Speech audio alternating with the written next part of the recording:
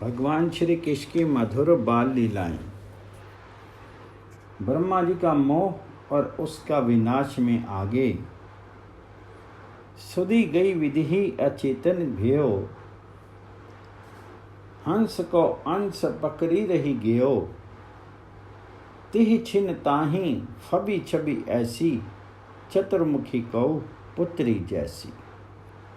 इस प्रकार की दशा ब्रह्मा जी की होगी और वे लुढ़क पड़े हैं हंस के ऊपर ही, और हंस भी निश्चेष्ट। आप ब्रज राज नंदन के मन में आया कि बहुत हो गया, अब इनका कुछ गर्व आदि रहा नहीं, सारा माया का अभिमान चूर्ण अति चूर्ण हो गया। ब्रह्मा जी की बड़ी दयनीय दशा है। सारे वेद के वक्ता ब्रह्मा जी अचेत होकर के पड़े हैं हंस के ऊपर ब्रजमंडल में। आज सब देखने वाले कोई दूसरे नहीं थे, सब श्याम सुंदर ही बन गए थे। पर कुछ देवता ऊपर से देख रहे थे। देवताओं के सामने ब्रह्मा जी हंसी के पात्र बन गए। देवता हंसने लगे। कुछ देवताओं ने पहले कहा था कि ब्रह्मा जी तुम मत जाओ वहां पर, ये बड़ा नाचने वाला है, नचाने वाला है, कहीं तुमको नचा देगा तो हंसी होगी। अब ब्रह्मा की दशा देखो, लुढ़का पड़ा है हंस पर। ये वेद के आदि प्रवर्तक, समस्त विद्याओं के अधिपति पिता में ब्रह्मा सर्था सामर्थ्य शून्य हो गए। अब जितना भी अंश भगवान जी ने उनको दिखाया उतना ही ये देख सके, जितना इनकी आंखों के सामने व्यक्त किया गया उतना सा है। ब्रह्मा जी भ्रमित हो गए। तब भगवान जी के मन में अब दया आई कि अब इनको जरा सा चेत करना चाहिए। अपनी बुद्धि से तो वे कुछ कर सकते नहीं। भगवान नंद नंदन जो हैं पर ये प्रकृति से अतीत हैं, भला इनको कोई कैसे जाने। ये कितना भी अभिमान है ना, ये ज्ञान के द्वारा श्री कृष्ण के तत्व को जान लेंगे। यह ज्ञान अभिमान तत्व तक जाने नहीं देता। किसी इधर की जगह ही तत्व मनाकर बैठा देता है कि बैठे रहो यहीं पे, आगे नहीं बढ़ सकते। और जिसको दिखाना चाहे अपना स्वरूप, वह अपने प्रकृति से परत्व का जो अंश है वह वहां पर प्रकट कर देते हैं। जिसको देखने योग्य आंखें नहीं, उसको आंखें देकर के दिखा देते हैं। और जिसको तत्व की आंखें प्राप्त हैं वह दर्शन नहीं कर पाता।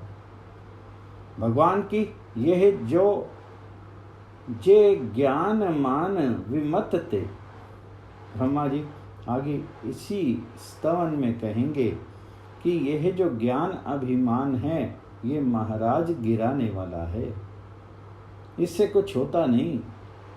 वेद क्या कहते हैं, श्रुतियां जो भगवान जी को बताती हैं वे एक सांकेतिक भाषा में है कि वह सूक्ष्म भी नहीं है, स्थूल भी नहीं है, अणु भी नहीं है, छोटा भी नहीं, बड़ा भी नहीं, घन भी नहीं, द्रव भी नहीं, छाया भी नहीं, तम भी नहीं, वायु भी नहीं, आकाश भी नहीं, ये नहीं, वह नहीं, नहीं नहीं कह करके बताती हैं।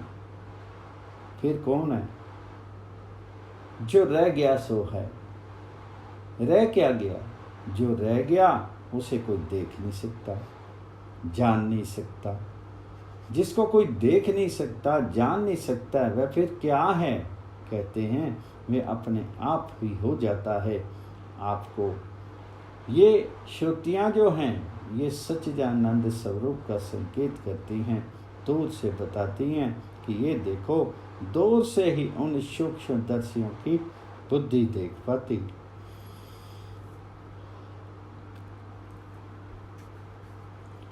देख लेती हैं परंतु पाती नहीं, वहां से लौट जाती हैं। अप्राप्य मनसा सह,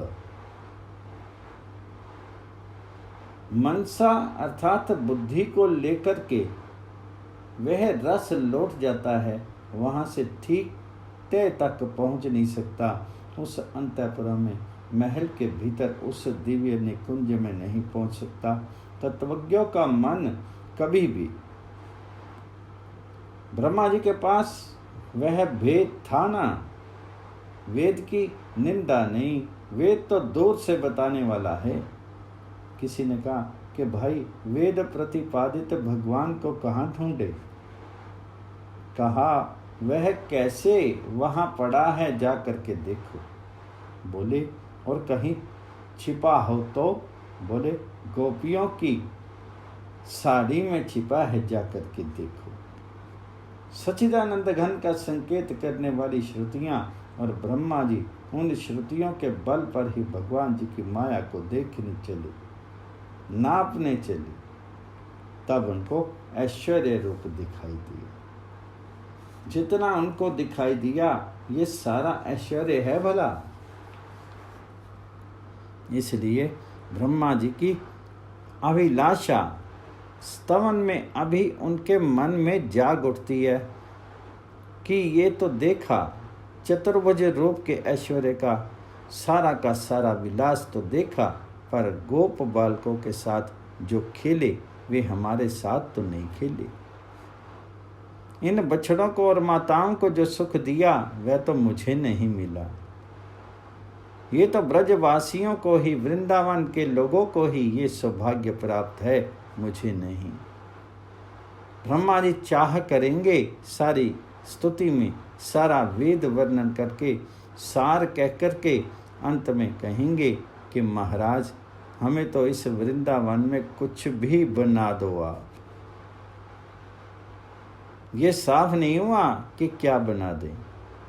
ये ब्रह्मा जी ने नहीं कहा कि हम अमुक चीज बना दो, कुछ भी बना दो।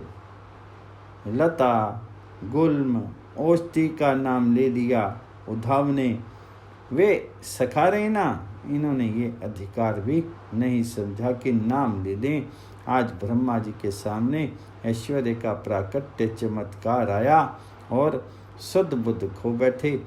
एक कणिका मात्र अंश देख करके ही उनका पूरा ऐश्वर्य भी कौन देख सकता है। माधुर्य की बात तो अलग है।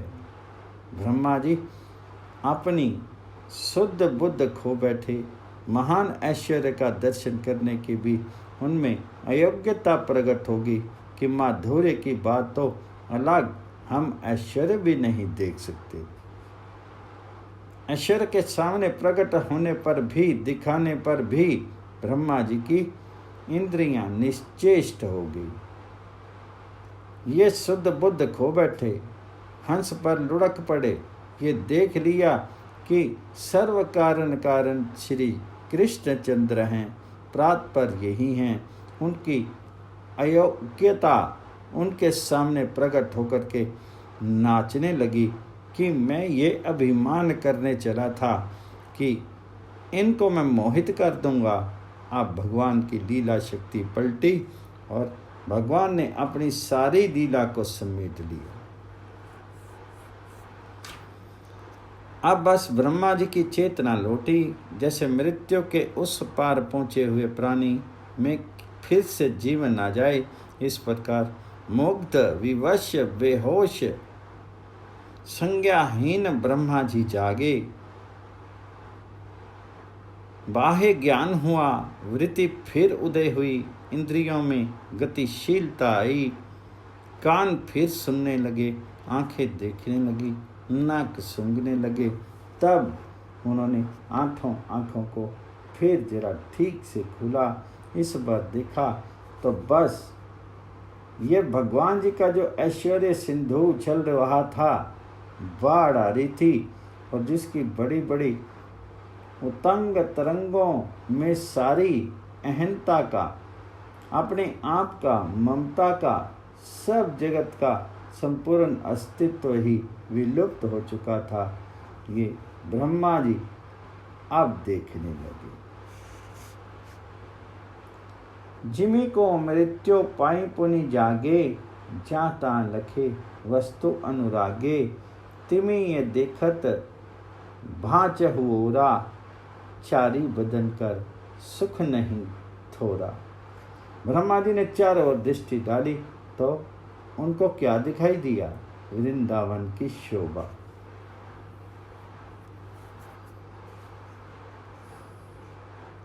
अब ऐश्वर्य नहीं, वृंदावन की शोभा दिखाई दी। वृंदाकानंद सामने दिखा और बड़े सुंदर सुंदर सुमधुर पके हुए फल के भार से वृक्षों की पंक्तियां, उन सब पर सुंदर रंग बिरंगे सुगंधित पुष्प खिले और मानो उनके गहने पहने हुए हैं। लताओं से, वल्दियों से तमाम वृक्ष घिरे हुए और उन पर मानो आसन लगाए सारे पक्षी समूह कल गान कर रहे, बोल रहे हैं। हरी हरी घास और वहीं सर्वत्र शीतल मंद सुगंध पवन चल रही। वृंदावन की श्री का बड़ा लंबा चौड़ा वर्णन है। ब्रह्मा जी ने इस प्रकार से देखा और फिर देखा वृंदावन के निवासी जीवों की ओर। कहीं हरिण खेल रहे हैं, कहीं सांप नाच रहे हैं, कहीं चूहे बिल्ली आपस में खेल रहे हैं, नेवले सांप खेल रहे हैं। सब के सब यहाँ पर निर्भय प्रेम में शत्रु भाव रहित। उस वृंदावन की महिमा में कोई विकृति नहीं होती। जब भगवान महादिव्य रस रूप में प्रकट होते हैं तब वृंदावन की जो ये पवित्र भूमि है सच्चिदानंदमयी, इसमें मलिन प्रकृति विकृति नहीं होती। वहाँ इस संसार का कोई भी आवरण नहीं रहता, वहाँ पर कुछ भी अशुभ नहीं रहता।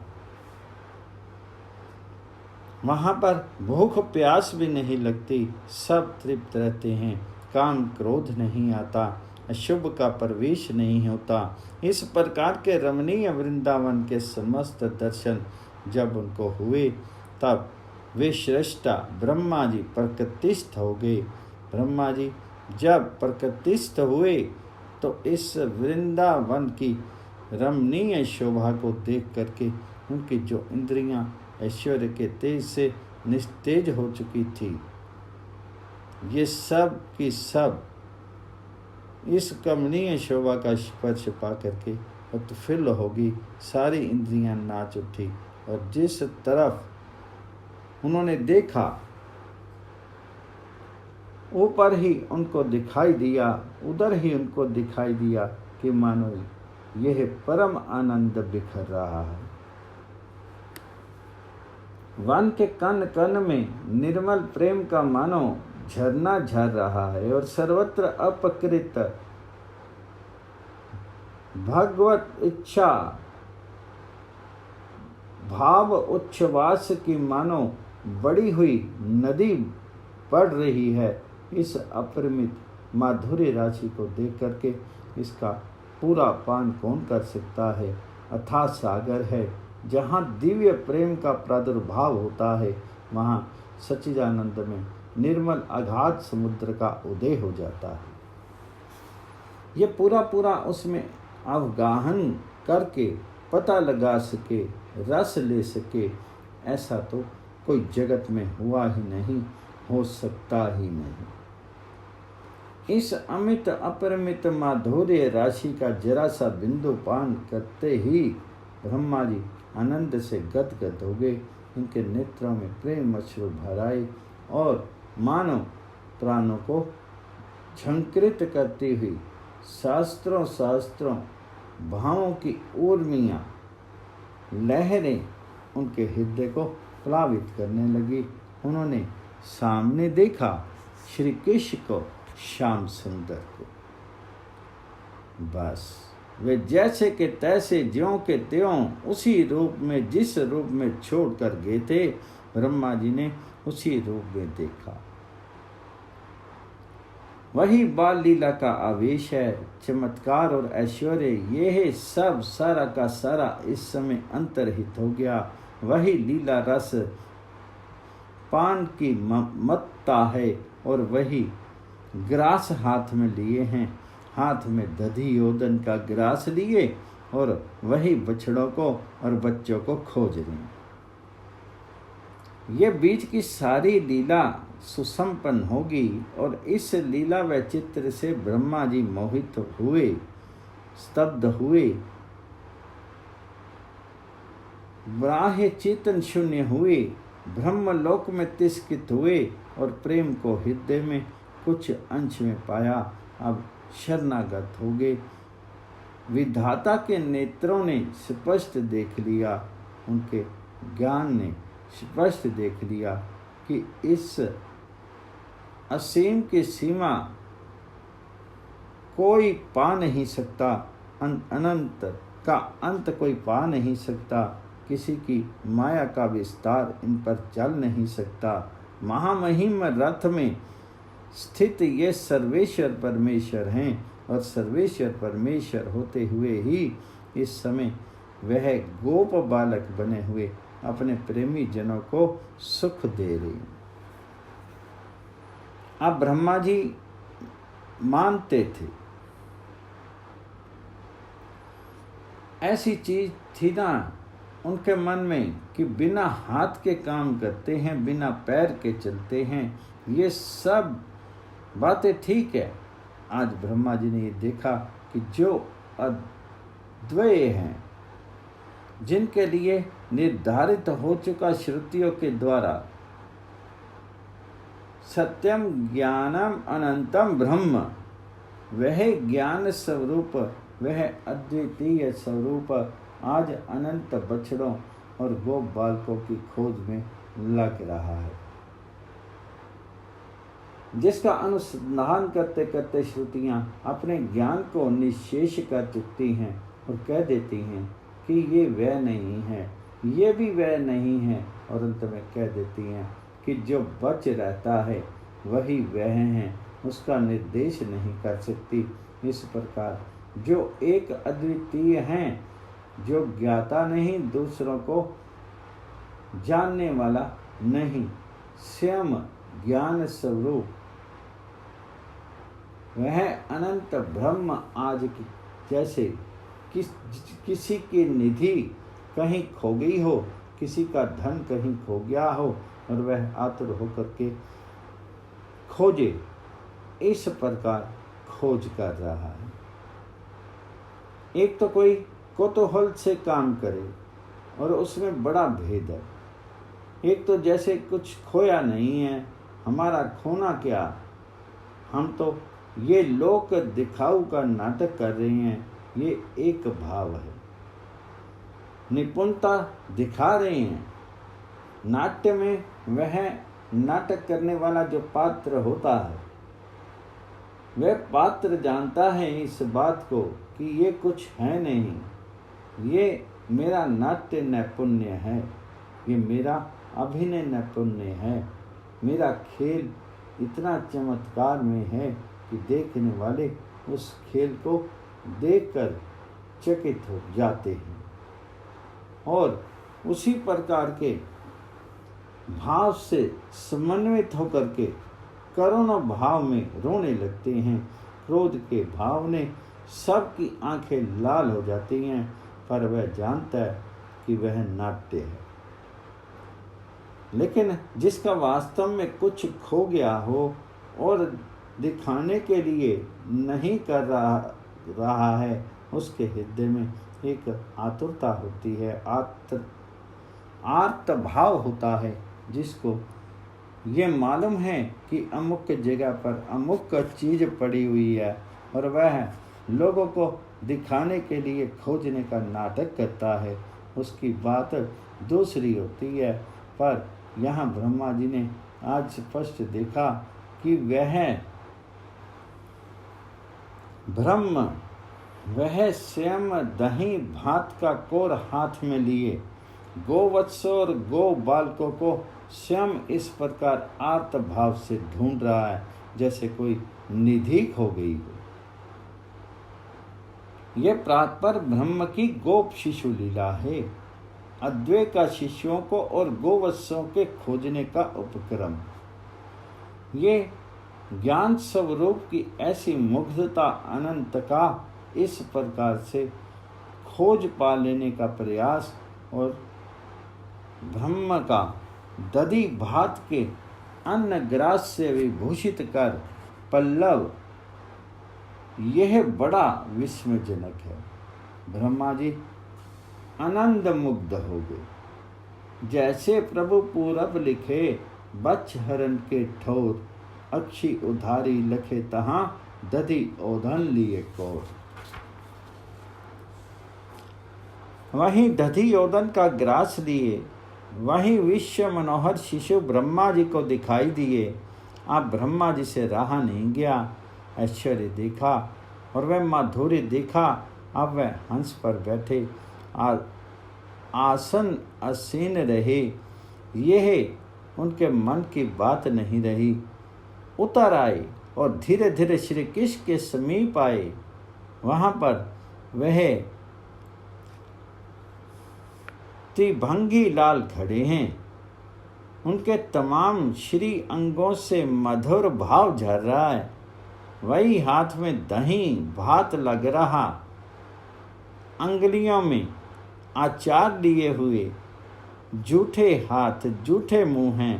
ब्रह्मा जी जिनकी उपासना आराधना के लिए बहुत बड़ी शुद्धि की परम आवश्यकता है, वे ब्रह्मा जी स्वयं इस परम कमनीय भंगिमा धारण करने वाले श्याम सुंदर गोप शिशु के चरणों में लुढ़क पड़े, चरणों में गिर पड़े और जैसे कोई बड़ा विशाल स्वर्ण दंड बड़े वेग से किसी नील सुंदर के चरणों में गिर रहा हो, उसी प्रकार से ब्रह्मा जी लाल लाल स्वर्ण में रंग वाले इस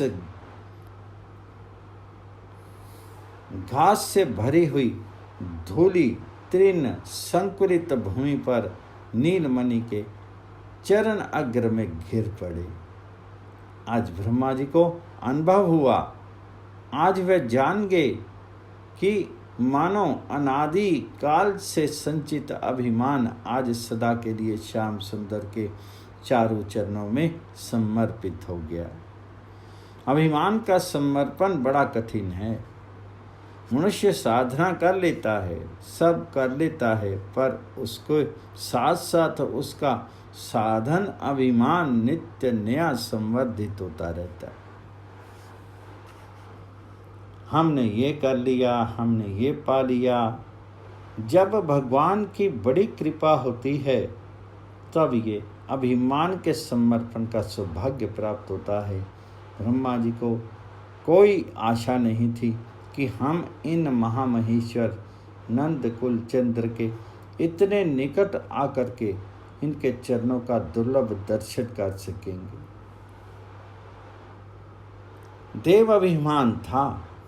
मनुष्य के पास अभिमान रहता है मामूली, किसी के पास विद्या का, किसी के पास वरण का, किसी के पास जाति का, किसी के पास धन का, और यहाँ तो ये देव देव ब्रह्मा का अभिमान है। ऐसा कहते हैं कि देवता जमीन पर पैर नहीं रखते। नहीं देवा भूस प्रशंति, परंतु लुट पड़े तो कहाँ से क्यों ऐसा हुआ। आज ये सर्वेश्वर भगवान की चिदानंद क्रीड़ा भूमि में, जिसका एक एक राजकन प्राप्त करने के लिए योगेंद्र मुनीन्द्र ललायित रहते हैं, देवता कहाँ से पाएंगे। इसमें आज ब्रह्मा जी चरणों में लुट पड़े। आज ब्रह्मा जी को भगवान जी के चरणों में पड़े रहने दीजिए, फिर आगे की बात कल। जगत सृष्टा ब्रह्मा जी का हृदय विगलित हो गया और वे भगवान जी के चरण कमलों में लुटे पड़े लोट हैं। उनकी विचित्र दशा हो रही। वे श्री कृष्ण चंद्र के सौंदर्य माधुर्य को देख करके, उनकी लीला को देख करके अत्यंत मुग्ध और श्रद्धा अभिमान शून्य होकर के चरणों में लौटने लगते हैं। कभी जब भगवान जी का ऐश्वर्य मन में आता है तो चरणों में गिर पड़ते हैं और गिरे ही रह जाते हैं, बार बार धूल में लौटते हैं। और जब फिर माधुर्य की समृद्धि आती है तो उठ करके वह घुटने टेके हुए ही श्री मुख अरविंद की ओर देखते हैं। इस प्रकार से कभी चरणों में लौटते और कभी उठ करके मुखारविंद की ओर देखते। ना मालूम कितनी बार ये उठे और कितनी बार बैठे। इस प्रकार यह भावमयी वंदना चलती ही रही। अब भगवान जी की लीलाओं को देख करके उनके मन में कई भाव साथ साथ उठ रहे थे।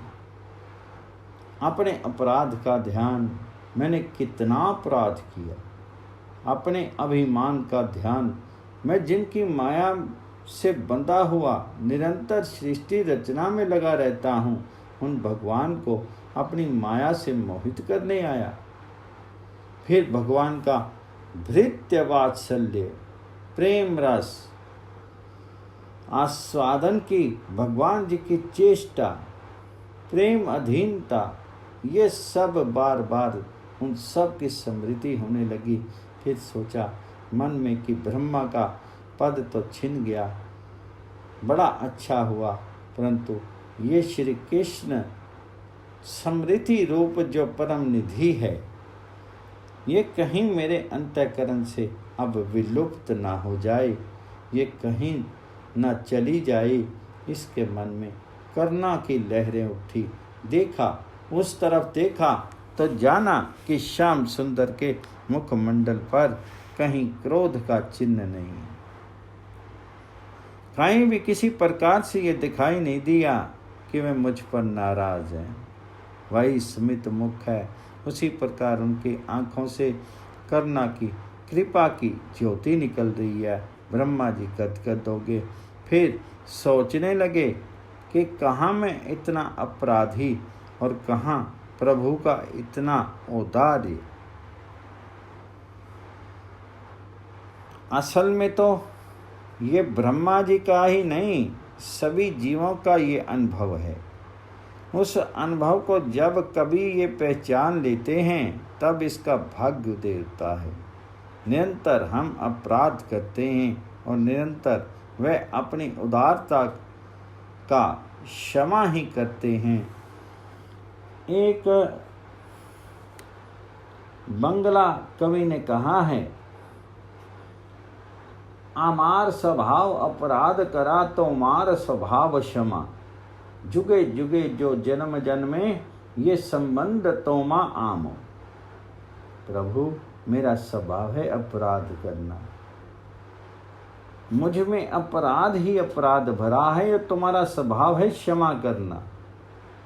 तुम्हारा हमारा ये संबंध कि मैं तुम्हारा अपराध ही करता रहूं, तुम क्षमा ही करते रहो, ये संबंध युग युग से जन्म जन्म से चला आ रहा है। जब कभी इस संबंध का ठीक ठीक भान होता है मनुष्य को, तब वह भगवान जी के चरणों में लुट पड़ता है। फिर दूसरी ओर उनकी वृत्ति नहीं जाती। कहाँ मेरा अपराध और कहाँ इनका औदार्य। ब्रह्मा जी महाराज को अपने अपराधों का पूरा ध्यान आ गया। कितना बड़ा अपराध मैंने किया कि ये अपने सखाओं के साथ स्वच्छंद भोजन कर रहे थे, खेल रहे थे। ये तो सर्वेश्वर हैं, पर उन सखाओं को मैंने उनसे विलग कर दिया। उन बछड़ों को जो इनके नेत्रों के सामने इनकी दृष्टि से पवित्र होते हुए, प्रेम लाभ करते हुए यहाँ घास चर रहे थे, उनको मैंने अलग कर दिया। कितना बड़ा मेरा अपराध है। अपने अपराध से, लज्जा से और फिर उनके औदार्य को, प्रेमिल स्वभाव को, अपने प्रति उनके आँखों में झरती हुई करुणा की धारा को देख करके ब्रह्मा जी की आँखें कृतज्ञता से, स्नेह से, शरणागति से भर आई। ब्रह्मा जी नमित हो गए, उनके कंधे झुके गए, उनके रोम रोम में मानो विनय का स्रोत बह चला, उनकी अंजलि बंध गई, हाथ जुड़ गए और वे घुटने टेक करके समाहित चित्त से भगवान जी की महिमा का गान करने लगे। वे उपक्रम कर ही रहे थे कि ब्रह्मा जी के अंगों में फिर कंपन प्रारंभ हो गया। आंखों से बार बार आंसू पहुँचते हैं, पर वह हृदय ऐसा विगलित हो गया कि वह हृदय का सारा रस मानो आंसू की धारा बह करके बहने लगा। ब्रह्मा जी की वाणी फिर रुद्ध हो गई, गिर पड़े चरणों में और अपने आंसुओं से भगवान जी के चरणों का अभिषेक करने लगे, धोने लगे, गद गद कंठ हो गए। प्रभु रूप तेज प्रभाव वैभव, सुमरी हिय सुख चातु है। पुनि उठियो निज कर पोछे लोचन, निरखी मुख हर खातु है। अति नम्र सिर कर जोरी जुग, स विनय कपिंतु गातु है। पुनि प्रेम गद गद पुलक तन, नुति करन हित अकुलातु है। फिर भगवान जी की लीला शक्ति के प्रभाव से थोड़ी शांति हुई, धैर्य आया, कुछ साहस बटोरा और किसी तरह से उन्होंने अपने को संभाला। अब वाणी को भगवान जी की सेवा करने का वाणी के मन में उत्साह हुआ। भगवती सरस्वती देवी ब्रह्मा जी के जिहा अग्र पर आज बैठ गई। उस समय ब्रह्मा जी की वाणी बंद हो गई थी। अगर भगवान लीला विहारी वाणी का फिर से उद्बोधन नहीं करते तो वाणी नहीं जागती। भगवान जी की कृपा दृष्टि से, लीला की प्रेरणा से उनकी वाणी जागी, गदगद हो गए और गदगद कंठ से भगवान जी का स्तमन करने लगे। यहाँ से ब्रह्म स्तुति प्रारंभ होती है। बाल कृष्ण भगवान जी की जय।